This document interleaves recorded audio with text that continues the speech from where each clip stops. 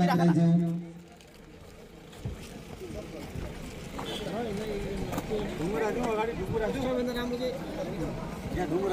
ठुलो बहिनी लगाइदेऊ ल लाइनमा आइदिनु ल लाइनमा आउनु सबैले सबै रूपमा स्वागत गर्नुको लागि म अनुरोध गर्दछु साता सिलिचो गाउँपालिका वासी श्रम जीवी श्रमदाताहरू अनि सम्पूर्ण वासीहरूलाई आगमन भइसकेको छ कृपया कसैले पनि नमस्कार सेवा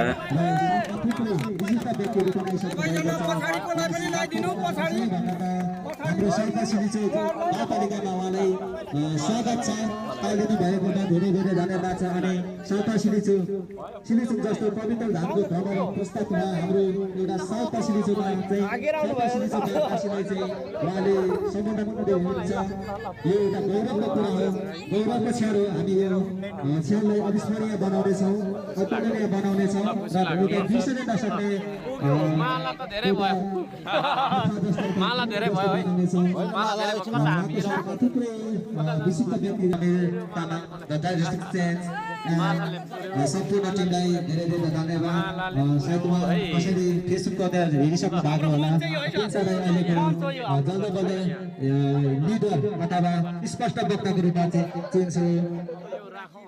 अनि हाम्रो विशेष गरी उमा चामलिङ राईज्यू उहाँको म एकदमै ठुलो फ्यान हो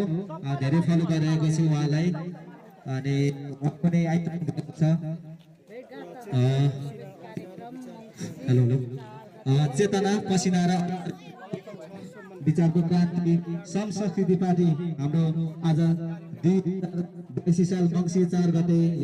साता सिलिचोमा चाहिँ हाम्रो श्रम पिता द फादर अफ लेबर भनेर चिनिन्छ उहाँलाई चाहिँ हामी स्वागत गर्दैछौँ कृपया कसैले पनि भेला नगरिदिनु होला उहाँलाई अलिक अनुशासन तरिकाले सम्पूर्ण गर्नुहोला सायद उहाँको कामको त बयान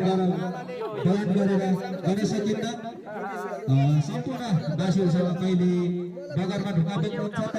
कहिले जङ्गलमा आगो निभाउन जानुहुन्छ कहिले श्रम गरेर 98 दिनमा विषय रेकर्ड राख्नु भएको कुरा त हामीसँग अवगत नै छ उहाँ त्यस्तो व्यक्ति विश्वमा एक मात्र काम गरेर होल्ड रेकर्ड राख्न सफल व्यक्तित्व हुनुहुन्छ हरकराज सामाङ राईज्यू हामीले उहाँको बारेमा बयान गरेर सायद डिक्सनरीमा शब्दहरू भेटिन्न डिक्सनरीमा ल अब यो एकछिन निकाल्छु वर्डहरू भेटिन्न तसर्थ उहाँको कामप्रति हामी एकदमै धेरै खुसी छौँ एउटा मात्रै लाउँ होला